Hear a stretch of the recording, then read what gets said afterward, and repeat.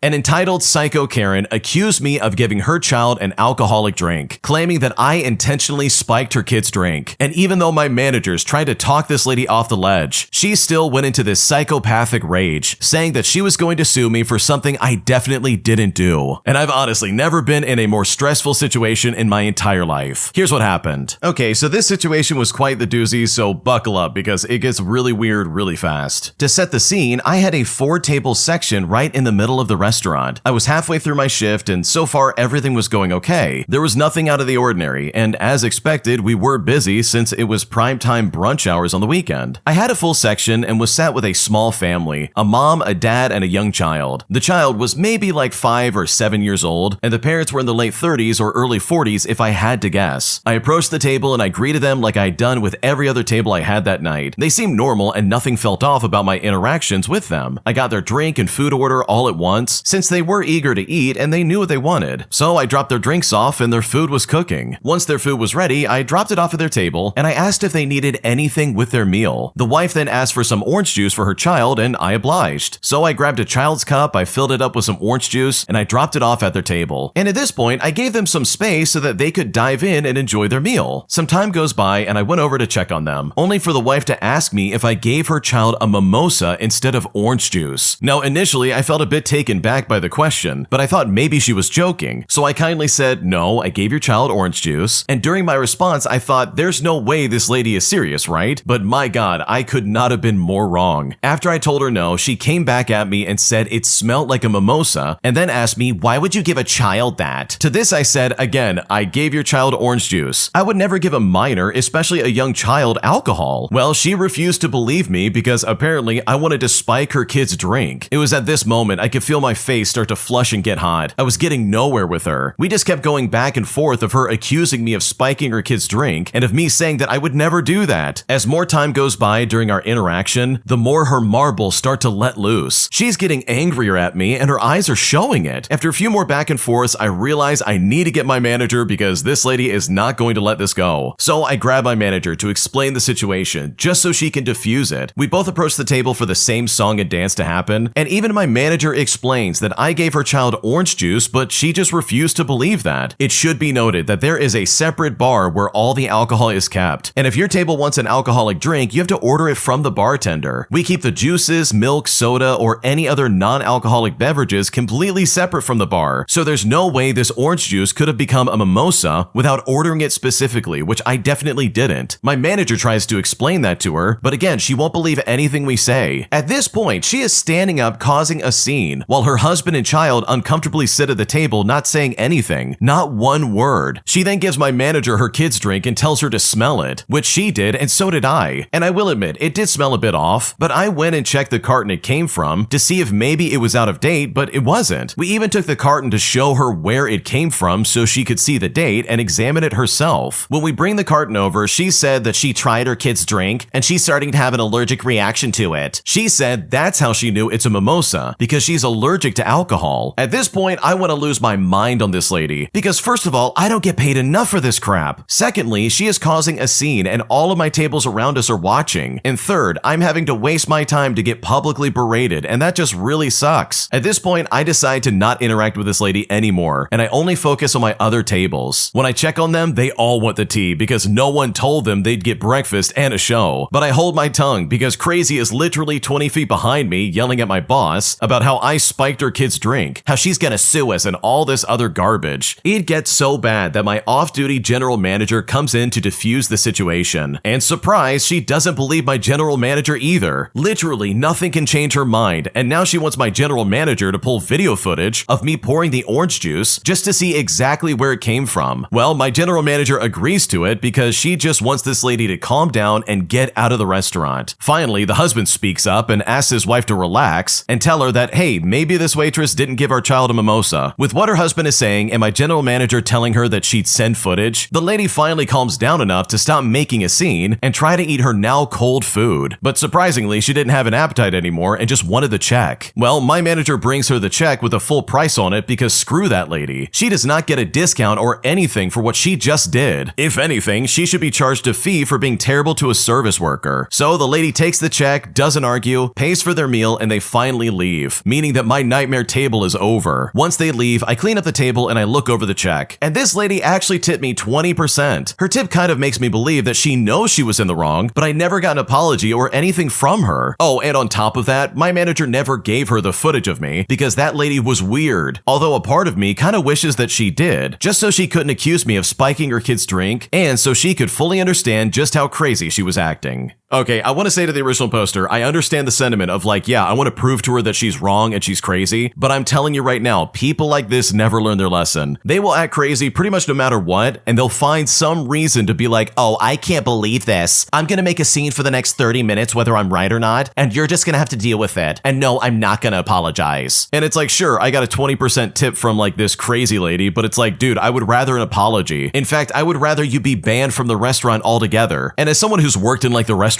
business as like a server and a busboy, they are 100% right about the alcohol. You can't just go to like the dispenser and put some orange juice in a cup only to then accidentally like click a button and then suddenly, oh my gosh, we have a mimosa now. Like, no, that's not how it works. There's a bartender for a reason. There are checks and balances to make sure that the person getting the drink is of age to actually have the drink. Like seriously, this lady was acting crazy for no reason. If anything, she probably just wanted a free meal, and thank God the manager didn't cave to that. Like that would have been insane. I would have hated that so much if that happened. So with all things considered, I think the original poster handled this perfectly, especially in the face of someone who was crazy and clearly had an agenda. And if I was in this situation, that would be more than enough reason to ban her from the restaurant for the rest of her life. If you like Am I the Jerk, you're probably going to love Am I the Genius. Check it out, link down below in the description. Also, go to amithejerk.com/submit if you would like to submit your own stories. My boyfriend says that we will break up if I don't become the old version of myself that he liked right when we started dating. But after he said some things that really raised a few red flags in my mind, I honestly feel a bit guarded and distant from him. And at this point, I'm honestly not sure what to do. Here's what's going on. Okay, so I've been with my boyfriend for about 6 months now. And early on, he was talking a lot about our future together. Around 3 months in, he was telling me how he can see us growing old together and that he can see having children with me. Although I was trying to be rational about it, it was easy to get swept away by his words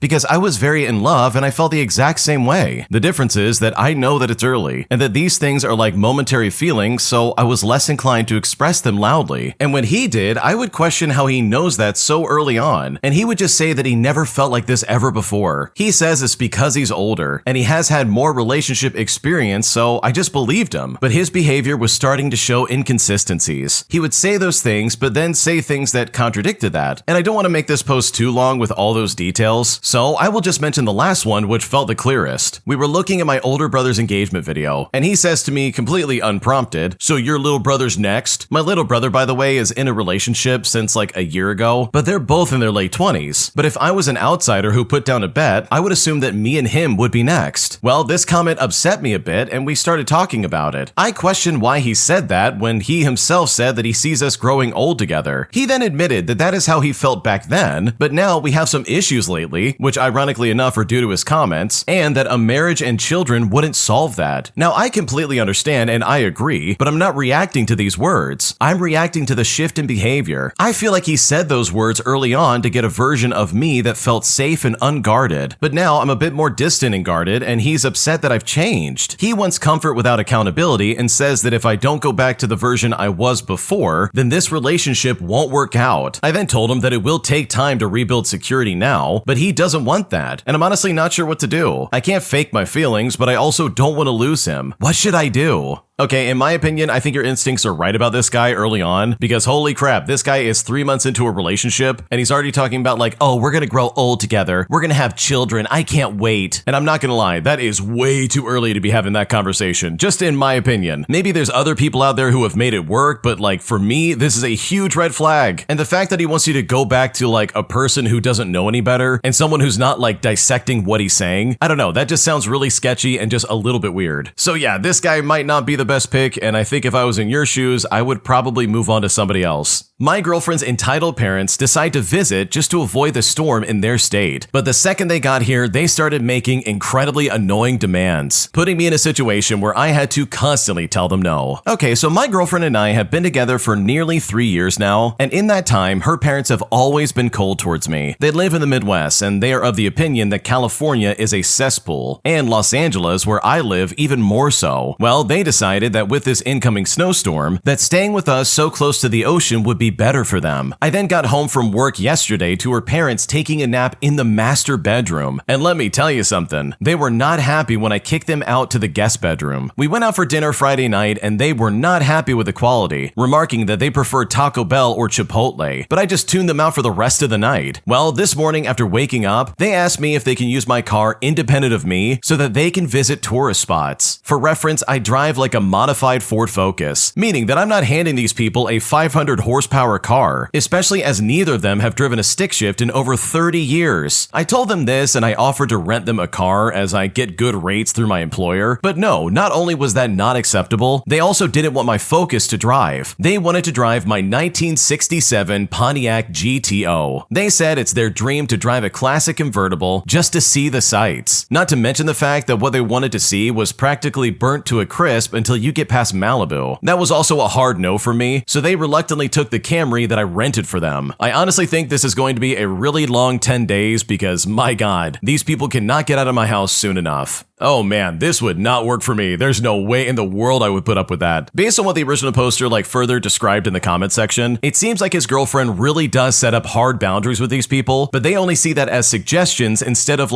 oh, we can't do this. Which in my opinion kind of leads me to believe that these people just drove up to your house and probably just invited themselves instead of asking if they could stay with you. And that is obnoxious if that's the case. I can't stand people who try that. And the fact that they tried to drive this car from 1967, which I'm sure is a collectible and the original poster's baby, is just so toxic in my opinion. What is wrong with them? I'm not much of a car guy myself, I don't really care what I drive, but for some people, and it sounds like especially the original poster, this car means a lot to them. It's obviously a classic car that they really value, and it's probably something they take really good care of. So the last thing they want to do is hand it over to his girlfriend's parents and be like, oh yeah, you can drive on the cliffs with this. It's gonna be fine. Go see those tourist spots. That's a good way for it to either get wrecked, scratched, or just ruined altogether. So yeah, this is gonna be a long 10 days, and hopefully it works out for you because I could not deal with this for a second. And hopefully you have more patience than I do because I would lose my mind if I was in this situation. Am I the jerk for not giving my sister money that I've been saving up just so she can pay her bills that she's behind on? Because at this point, she is guilt-tripping me hard. And at this point, I really just don't know what to do about this. Here's how it happened with just a little bit of context. I'm a 24-year-old female and I'm still living at home. I've been saving money for a few years so I can eventually move out. I don't make a lot, so it's been slow, and I've had to say no to a lot of things to build it up. Now, my family knows that I'm careful with money. My sister, though, who's 29, has been having money problems for a while now. She quit her job last year and has been picking up random work here and there, but nothing is consistent. A few days ago, she came to me saying that she needed help paying some bills. I told her I didn't really have money to spare, but she then said that she already told our parents that I would help her out. And when she said this, I was honestly caught off guard. When I said no again, she got upset and said I'm the only one with savings and that I can always save again later. And now as a result, my parents keep bringing it up. They aren't focused on me, but they keep saying things like, oh, I'm young, my sister is stressed out, and family should support each other. The house has been kind of awkward since then, and my sister barely talks to me. I feel bad because she's struggling, but I also feel like she assumed that she was entitled to my money and didn't respect the effort it took for me to save it. So, am I the jerk for saying no to my sister? Because right now this is getting really weird and I don't know what to do.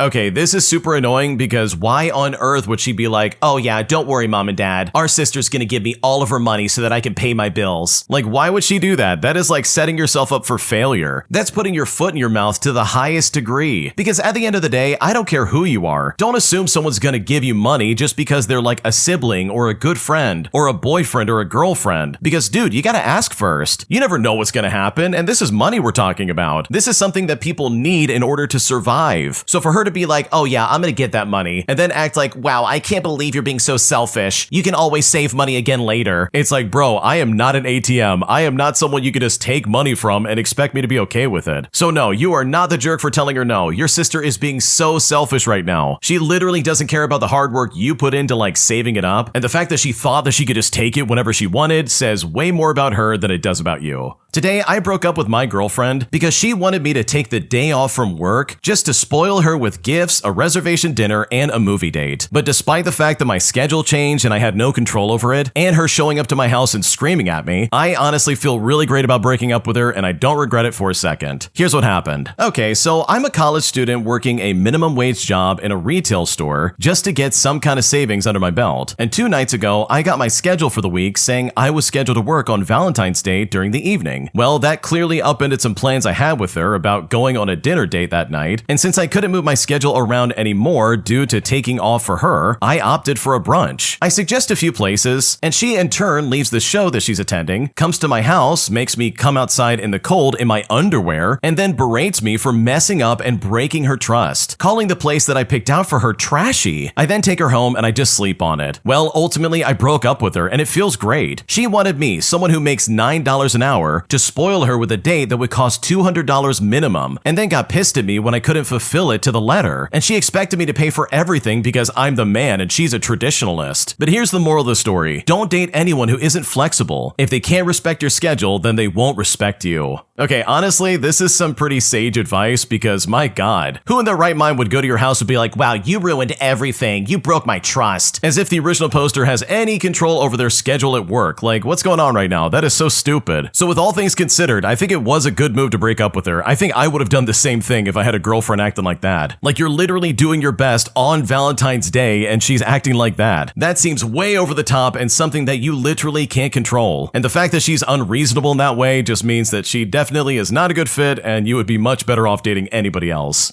Am I the jerk for refusing to give up our seats at the cruise buffet just so some guy can sit there who's saying that he reserved the table, despite the fact that there's no evidence of that even being true? Because after the fact, he got really pissed off and swore at me as he stormed away. And I'm honestly not sure if I should have just given him exactly what he wanted. Here's what happened. For a bit of context, this is the last day of the cruise that we went on. The only place open for breakfast was the buffet, so it was packed. My wife, for reference, has dementia, so I try to keep things as simple and calm as possible for her, especially on busy days like this. Well, we found a completely empty 4-top table and sat down, just the 2 of us. But then a minute later, this big guy comes over and said he asked the server to save this table for him and his friends. But I looked around and I did not see a reserve sign anywhere. There was also no server anywhere nearby, no friends in sight, but instead it was just him. I then told him that I don't see any of that and my wife isn't doing well, so I'm not going to make her get up and move. When I said this, he got annoyed and we exchanged a few words. Then he told me to go do something anatomically impossible to myself and walked off. And I'm sure you know exactly what I'm talking about. He then found another table with his friends like 2 minutes later. Now, I get that he might have actually asked someone to hold the table, but there's no way for me to verify that. And honestly, even if he did, my priority is my wife. She's confused enough on a hectic moving day without me dragging her around the buffet looking for another spot, all because some guy claims that he called dibs. So I really need to know, am I the jerk in this situation for not just moving? Because this was honestly incredibly upsetting.